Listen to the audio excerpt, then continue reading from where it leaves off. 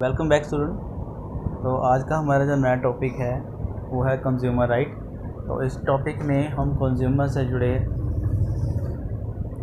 Markets में अपने rights के बारे में अवेयर हो सकेंगे और देखेंगे कि इनकी जो कंज्यूमर राइट्स हैं इनकी हिस्ट्री क्या रही है और ऐसे कौन कौन से इंसिडेंट रहे हैं जिनकी वजह से कंज्यूमर मूवमेंट अराइज़ हुए और उन सब के बावजूद जो है लीगल जो राइट्स थे वो हमें मिले ताकि मार्केट्स में होने वाले जो माल प्रैक्टिसेस हैं उनसे कंज्यूमर को बचाया जा सके।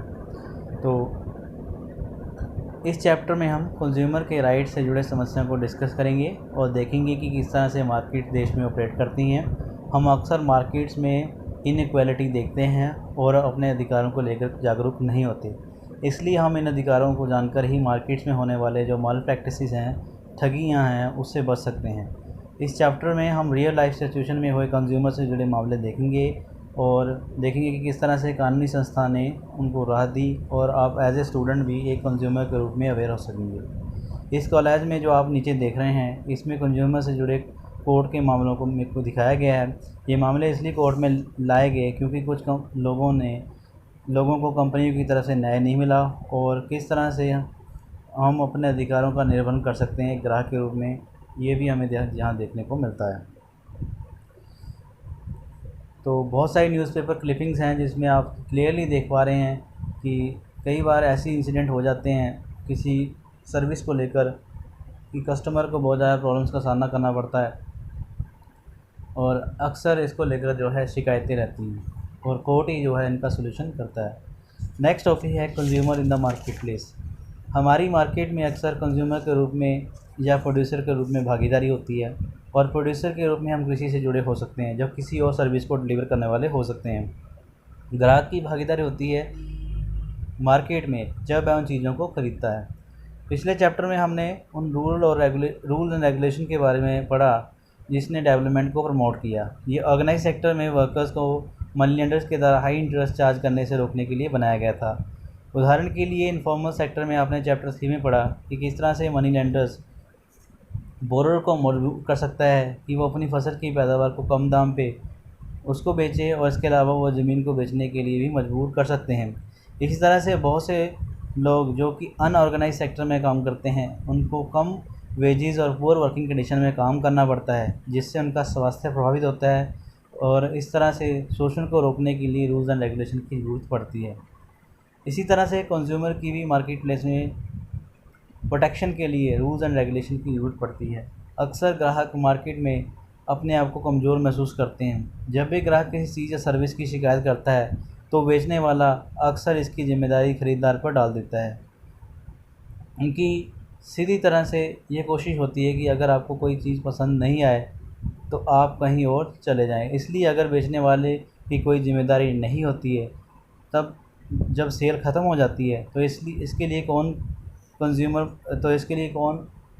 कह सकते हैं कंज्यूमर मूवमेंट ज़रूरी है ताकि स्थिति को बदला जा सके। मार्केट प्लेस में हमें एक्सप्लोटेशन बहुत चीज़ों में देखने को मिलता है। उदाहरण के लिए गलत तरीके से जो व्यापारी हैं व्यापार करते हैं, जैसा कि जब कोई दुकानदार निश्चित भार के कम तोलता है, जितना भार उसका होना चाहिए उससे कम तोलता है जितना कि उनको तोलना चाहिए, या व्यापारी उन खर्चों को डाल देते हैं जिनके बारे में पहले मेंशन नहीं किया होता है, या मिलावटी चीज़ों जो मीन्स अडल्ट्रेशन का मीनिंग होता है मिलावटी चीज़ों को बेचा जाता है।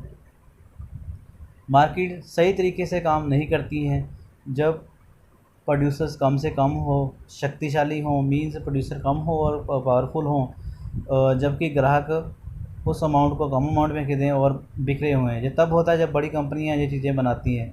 ये कंपनी ज़्यादा पैसा होने के कारण, ज़्यादा पावरफुल होने के कारण अपनी मार्केट को बहुत तेज़ी से फैला सकती हैं। मीडिया के माध्यम से झूठी इन्फॉर्मेशन का इस्तेमाल करके कस्टमर्स को अट्रैक्ट किया जाता है। उदाहरण के लिए कंपनी जो छोटे बच्चों के लिए दूध बेचती है और ये दावा करती है कि उसका दूध माँ के दूध से बेहतर है, और उसके बाद कई सालों के स्ट्रगल के बाद कंपनी को ये मानना पड़ता है कि वह झूठे दावे कर रही थी। इस तरह से ही सिगरेट बनाने वाली कंपनियों के साथ भी कोर्ट में जो है लंबा स्ट्रगल करना पड़ा कस्टमर्स को, और उनको ये मानने पर मजबूर करना पड़ा कि सिगरेट पीने से कैंसर होता है। इसलिए कंज्यूमर राइट को प्रोटेक्ट करने के लिए रूल्स एंड रेगुलेशन की ज़रूरत पड़ती है। नेक्स्ट टॉपिक है कंज्यूमर मूवमेंट। मार्केट्स में चल रही इस तरह की अनफेयर प्रैक्टिसेस से परेशान होकर कंज्यूमर्स ने कंज्यूमर मूवमेंट को चलाया। पहले पहल कंज्यूमर के मार्केट में होने वाले शोषण से बचाने के लिए कोई लीगल सिस्टम नहीं था। बहुत ही टाइम पहले जब कोई कस्टमर किसी पर्टिकुलर ब्रांड या शॉप से सेटिस्फाई नहीं होता था, तो वह उसे खरीदने से बचता था। ये माना जाता था कि ये ग्राहक की जिम्मेदारी है कि वह किसी भी चीज़ को खरीदने से पहले ध्यान से जांच कर ले।